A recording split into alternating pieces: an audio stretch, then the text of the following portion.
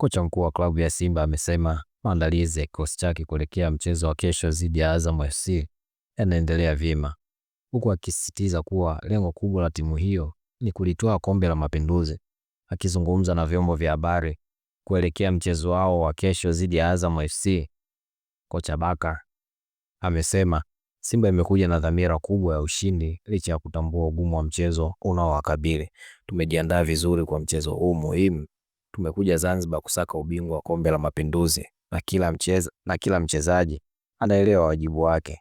Tunajua Azam FC ni mpinzani mgumu, ni timu yenye wachezaji wenye uzoefu, lakini sisi pia tumejipanga kikamilifu.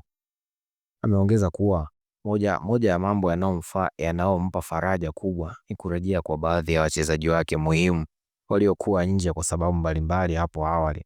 Kwa mujibu wake, kurejea kwa wachezaji hao kumeongeza ushindani ndani ya kikosi na kumpa nafasi ya kuchagua kikosi imara kitakachokidhi mahitaji ya mchezo. Nina furaha kuona baadhi ya wachezaji wangu muhimu wakianza kurejea. Hili linanipa chaguo pana la kikosi na linaongeza morali kwa wachezaji wengine. Ari walionao wachezaji wangu ni kubwa, wako tayari kupambana kwa nguvu zote ili kupata matokeo mazuri.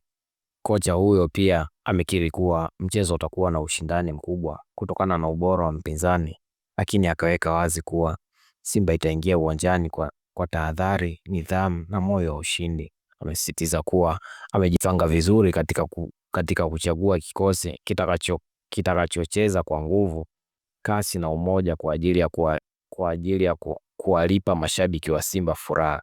Ina imani kikosi nitakachokichagua kitawapa raha mashabiki wetu.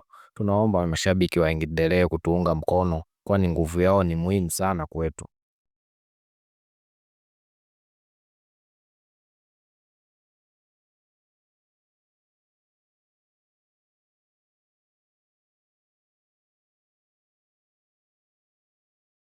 Usahau kulike pia na kusubscribe ili kuendelea kupata habari na matukio ya kimichezo kwa wakati.